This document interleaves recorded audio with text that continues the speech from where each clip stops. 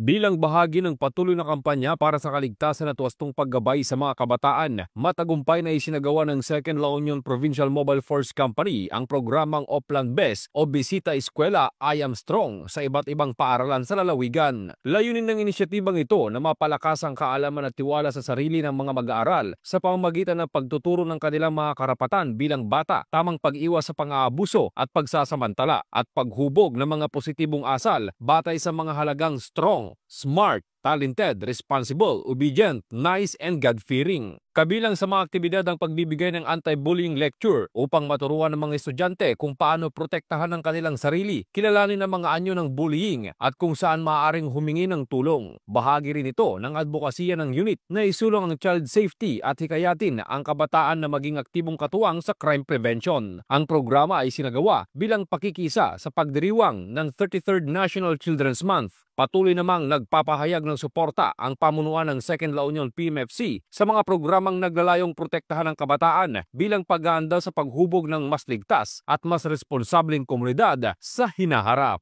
Mula dito sa Ilocos Region, ito ang inyong PNN Correspondent, Police Corporal J.R. Delmendo, alagad ng batas, taga-taguyod ng Balitang Pulis.